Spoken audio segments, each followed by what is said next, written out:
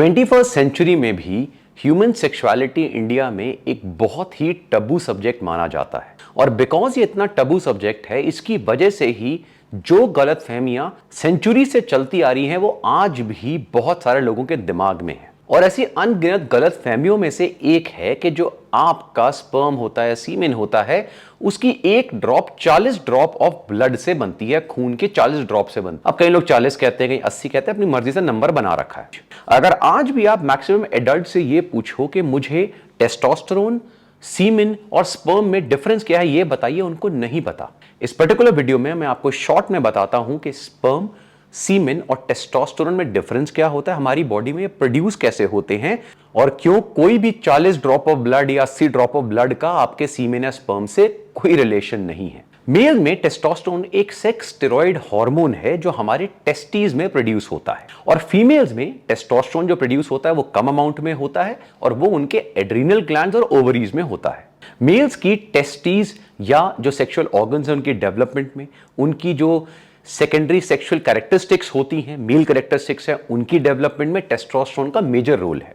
और जो major boost आता है टेस्टोस्टेरोन लेवल्स में मेल में, वो आता है प्यूबर्टी के समय, जिस समय जो आपकी मेल कैरेक्टरिस्टिक्स है या फिर सेकेंडरी सेक्सुअल कैरेक्टरिस्टिक्स होती हैं वो इंक्रीज करने लगती हैं, आपकी बॉडी हेयर में ग्रोथ होनी शुरू हो जाती है और बाकी चेंजेस आते हैं। इसी तरह फीमेल्स में भी because of increase in estrogen उनकी फीमेल कैरेक्टरिस्टिक्स जो है वो डेवलप होनी शुरू होती है। अब आप ये चीज समझ जाइए कि टेस्टोस्टेरोन जो होता है वो हार्मोन होता है, स्पर्म अलग है, सीमेन अलग है। टेस्टोस्टेरोन जो हमारी बॉडी में प्रोड्यूस होता है वो होता है एक पर्टिकुलर एक्सिस है जिसको हम कहते हैं HPT एक्सिस, यानी हाइपोथैलेमस पिट्यूटरी टेस्टिकुलर एक्सिस। ये एक्सिस कोई खिंचा नहीं हुआ, इमेजिनरी एक्सिस है, लेकिन ये जो ऑर्गन्स जिस तरह से इंटरकनेक्टेड हैं आपस में टेस्टोस्टेरोन को प्रोड्यूस करने के लिए, उसको एक एक्सिस का नाम दिया गया है। और ये जो सारा एक्सिस होता है ये एक नेगेटिव फीडबैक सिस्टम पे काम करता है। इसका क्लासिक एग्जांपल है तो जैसे आपके घर में अगर एयर कंडीशन लगा और आपने जो एयर कंडीशन है वो 24 डिग्री पे सेट कर दिया, जैसे ही आपके रूम का टेम्परेचर 24 डिग्री होगा वो जो एयर कंडीशन है वो ऑटोमेटिकली कट ऑफ हो जाएगा। जैसे ही टेम्परेचर थोड़ा बढ़ने लगेगा वो एयर कंडीशन दोबारा स्टार्ट हो जाएगा ताकि जो रूम का टेम्परेचर है वो 24 डिग्री मेंटेन रहे। इसी तरह आपकी बॉडी में टेस्टोस्टेरोन का एक ऑप्टिमल लेवल मेंटेन करने के लिए जो आपकी HPT एक्सिस है वो इसी तरह काम करती है। सबसे पहले जो ब्रेन का सेंटर है जहां से आपके सारे ग्लैंड्स रेगुलेट हो रहे हैं वो है हाइपोथैलेमस। हाइपोथैलेमस एक हार्मोन रिलीज करता है जिसे हम कहते हैं LHRH, luteinising hormone releasing hormone. ये LHRH हाइपोथैलेमस से निकल के जाता है पिट्यूटरी में। तो हाइपोथैलेमस पिट्यूटरी, ये जो पिट्यूटरी ग्लैंड है ये भी आपके ब्रेन में होता है जिसे हम मास्टर ग्लैंड कहते हैं, जो बाकी बॉडी के सारे ग्लैंड्स को कंट्रोल करता है। तो आपका पैनक्रियास, थायराइड, एड्रीनल ग्लैंड्स वगैरह सब कुछ जो है वो मास्टर ग्लैंड आपका पिट्यूटरी है, उन सबको कंट्रोल करता है। जैसे ये LHRH हाइपोथैलेमस से निकल के पिट्यूटरी में जाता है तो आपका पिट्यूटरी दो हार्मोन्स रिलीज करता है जिसे हम कहते हैं LH एंड FSH। LH होता है ल्यूटेनाइजिंग हार्मोन और FSH होता है फॉलिकल स्टिमुलेटिंग हार्मोन। ये जो पर्टिकुलर LH और FSH होते हैं ये फिर आपकी टेस्टीज में जाते हैं और आपकी टेस्टीज में जो लीडिक सेल्स होते हैं ये उनको एक्टिवेट करते हैं और लीडिक सेल्स जो हैं वो फिर फर्दर टेस्टोस्टेरोन को प्रोड्यूस करते हैं। और आपकी बॉडी में ऑलमोस्ट 95% टेस्टोस्टेरोन आपकी टेस्टिस में लीडिक सेल्स के थ्रू निकलता है या बनता है। अब हम बात करते हैं सीमेन और स्पर्म की।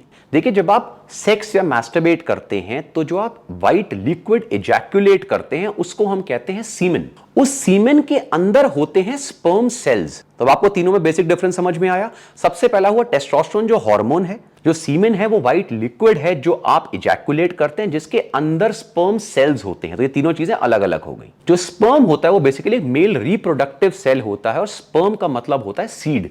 कितना अमाउंट ऑफ स्पर्म सेल्स जो है वो एक इंसान प्रोड्यूस करेगा, मैन प्रोड्यूस करेगा, वो वेरी करता है। लेकिन ऑन एन एवरेज एक आदमी जब इजैक्युलेट करता है तो वो 2 ml से लेके 5 ml की क्वांटिटी के बीच में होता है, यानी एक टीस्पून के अराउंड होता है, कई बार ज्यादा कम भी हो सकता है। और ऑन एन एवरेज हर 1 ml ऑफ सीमेन के अंदर अराउंड 100 मिलियन स्पर्म सेल्स होते हैं।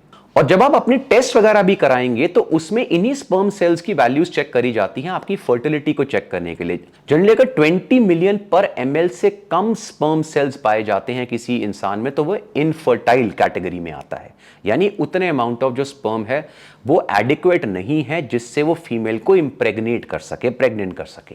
लेकिन आप ये जानते हैं कि इतने मिलियंस ऑफ स्पर्म सेल्स में से सिर्फ एक स्पर्म है जिसको फीमेल बॉडी में जो एग है वो एडमिट करेगा। जो बाकी स्पर्म सेल्स होते हैं वो धीरे धीरे अपने आप मर जाते हैं और जनरली जो स्पर्म सेल्स होते हैं वो फीमेल बॉडी में 48 आवर्स से ऊपर सर्वाइव नहीं कर पाते। जो आपका स्पर्म होता है वो आपके टेस्टिस में ही प्रोड्यूस होता है और एक प्रोसेस होता है जिसे हम कहते हैं स्पर्मेटोजेनेसिस, इसके थ्रू प्रोड्यूस होता है। बहुत सारी टाइनी ट्यूब्स होती हैं हमारी टेस्टिस में जहां पे स्पर्म प्रोड्यूस होता है और ये जो पूरा प्रोसेस होता है स्पर्मेटोजेनेसिस का, ये जनरली 65 टू 75 डेज लेता है। अब ये फिगर सुनकर मैक्सिमम लोगों को लगेगा भाई इसलिए जो है ना हमारे को इजैकुलेट नहीं करना चाहिए, हमें सेक्स नहीं करना चाहिए। नो, अगर 65 टू 75 डेज की मैं बात कर रहा हूं तो इसका मतलब ये नहीं है कि उतने दिन आपको चाहिए सेक्स के बाद तब जाके स्पर्म बनेगा, ऐसा नहीं है। आपकी टेस्टिस में हजारों ट्यूब्यूल्स या ट्यूब्स होती हैं जिसके अंदर साइमल्टेनियसली स्पर्म प्रोड्यूस होता रहता है और आपके टेस्टिस में स्पर्म की कभी भी कमी नहीं होती है। अगर आप इजैकुलेट भी करते हैं, सेक्स भी करते हैं या मैस्टरबेशन से इजैकुलेट करते हैं, जो भी प्रोसेस है उसमें आपकी बॉडी में, आपके टेस्टिस में कोई स्पर्म की कमी नहीं होती। हर रोज अप्रोक्सीमेटली 300 मिलियन प्लस जो स्पर्म है वो स्पर्मेटोजेनेसिस प्रोसेस कंप्लीट करता है, तो इतना स्पर्म आपकी बॉडी में बनता रहता है। और जैसा हमने अभी सुना था कि ये जो सारा प्रोसेस है ना, ये नेगेटिव फीडबैक लूप है, यानी अगर किसी रीजन से आपका टेस्ट लेवल डाउन होता है, फॉर एग्जांपल आपने सेक्स किया, उसमें इजैकुलेशन हुई, तो इजैकुलेशन के बाद जो अमाउंट ऑफ टेस्ट लेवल्स अगर थोड़े से डाउन हुए, जो टेम्पररी थोड़े टाइम के लिए होते हैं, कोई असर नहीं होता उससे, या स्पर्म काउंट डाउन हुआ, तो ऑटोमेटिकली आपके हाइपोथैलेमस पे इंडिकेशन चली जाएगी कि भाई अमाउंट कम है, वो ऑटोमेटिकली उस प्रोसेस को तेज कर देगा so that the process is normalized. ये कंटिन्यूस साइकिल चलता रहता है बॉडी में और ये जो पर्टिकुलर साइकिल है ये सिर्फ टेस्टोस्टेरोन या स्पर्म प्रोडक्शन में नहीं है, ये मल्टीपल बॉडीज के सारे जो आपके ग्लैंड्स वगैरह है उसमें इसी तरह जो होम्योस्टेसिस है, बैलेंस है, बॉडी मेंटेन करती है। अब हम बात करते हैं सीमेन की। मैंने क्या बताया था, जो ग्रेश थिकी स्टिकी लिक्विड जो हम इजैक्यूलेट करते हैं उसे हम सीमेन कहते हैं। ये जो सीमेन होता है इसके अंदर आपके स्पर्म सेल्स होते हैं। तो जब भी आप इसे इजैक्यूलेट करते हैं, लेट्स से आपने सेक्स करा और फीमेल पार्टनर के अंदर अपना सीमेन इजैक्यूलेट करा, तो वो सीमेन ही है जिसके अंदर स्पर्म सेल्स होते हैं और उसका एक रीजन है। ये जो सीमेन होता है जनरली इसमें फ्रक्टोज कंटेंट बहुत हाई होता है और काफी सारे एंजाइम्स होते हैं। इसकी वजह से ये एक ऐसा एनवायरनमेंट क्रिएट करते हैं जिसमें जो स्पर्म सेल्स हैं वो सरवाइव कर सकते हैं, जिससे वो जो पर्टिकुलर स्पर्म सेल है वो सही समय में फीमेल के अंदर आप पहुंचा सके ताकि इंप्रेग्नेशन हो सके और हमारी जो स्पीशीज है वो आगे बढ़ सके।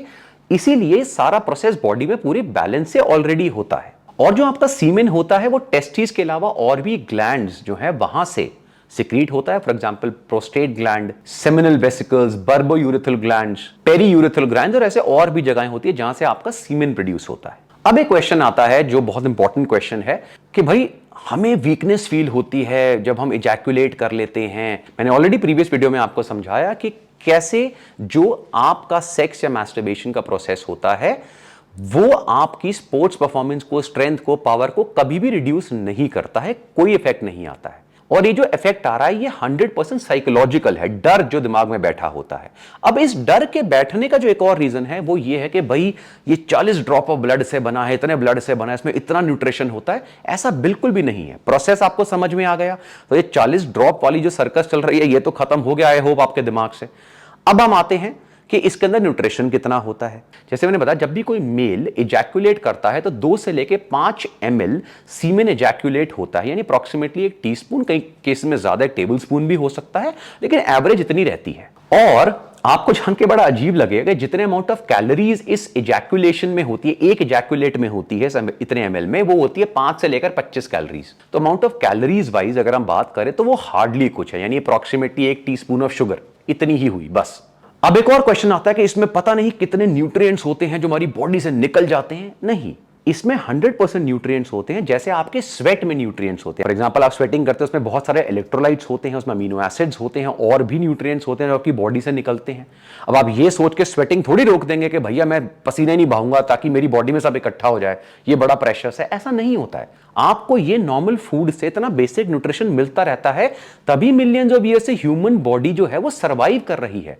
भाई जितना खाना आपको आज की डेट में मिल रहा है, उतना थोड़ी ना हमारे हजारों साल पहले जो एंसेस्टर्स उनको इतनी आराम से मिलता था। लेकिन उन्होंने भी तो बहुत अमेजिंग सर्वाइवल करा और आज इतनी स्पीशीज हमारी आगे बढ़ी ना, क्योंकि आपकी बॉडी को बेसिक न्यूट्रिशन जितना चाहिए उतना मिल जाता है और इजैकुलेशन में जो न्यूट्रिशन स्पेंड भी होता है वो बहुत लिमिटेड है। फॉर एग्जाम्पल अगर हम प्रोटीन की बात करते हैं तो एक इजैक्यूलेट में अप्रॉक्सीमेटली 250 mg प्रोटीन होता है। क्या आपको उससे कोई फर्क पड़ेगा? क्या वो इवन मैटर करता है प्रोटीन? बिल्कुल भी नहीं। In fact this is one of the reason जो इससे रिलेटेड नहीं है, लेकिन आपको पता होना चाहिए कि जिंक डेफिशिएंसी आपके टेस्टोस्टेरोन लेवल्स को लो करती है, और अगर आपकी बॉडी में जिंक डेफिशिएंसी है तो जिंक लेने से आपका टेस्ट लेवल बूस्ट करता है। अगर जिंक डेफिशिएंसी, एक्स्ट्रा जिंक लेने से टेस्ट लेवल्स बूस्ट नहीं करते, और जनरली जिंक डेफिशिएंसी भी आजकल काफी कॉमन है। एक्सेस लेने से ऐसी कोई प्रॉब्लम नहीं होती है, लेकिन जो आपके दिमाग में गलतफहमी है कि इतना न्यूट्रिशन आपके सीमेन से निकल रहा है पर इजैकुलेशन, वो बिल्कुल भी नहीं है। तो आई होप अब आपकी सारी मिथ्स जो है वो क्लियर हुई होंगी। सबसे पहले कि आपकी एक ड्रॉप ऑफ सीमेन जो है वो 40 ड्रॉप ऑफ ब्लड या 80 ड्रॉप ऑफ ब्लड से नहीं बनी है, उसका एक सिंपल साइंटिफिक प्रोसेस है। सेकंड, कितना न्यूट्रिशन है आपकी पर इजैकुलेशन में वो भी आपको पता लग गया, वो हार्डली कुछ है, जिससे आपकी बॉडी में कोई फिजिकल वीकनेस नहीं आती है, आपके बेसिक खाने से भी वो सब कुछ पूरा हो जाता है। और थर्ड, सीमेन, स्पर्म और टेस्टोस्टेरोन में क्या डिफरेंस, आई होप अब आपको ये पता लग गया हो। और अगर आपके आसपास के कोई फ्रेंड्स हैं या कोई रिलेटिव्स हैं जो ऐसी बातें अभी भी कर रहे हैं, तो प्लीज ये वीडियो उनको जरूर दिखाइए, और ऐसी बहुत सारी अमेजिंग वीडियोस के लिए देखते रहिए बी स्टूपिड।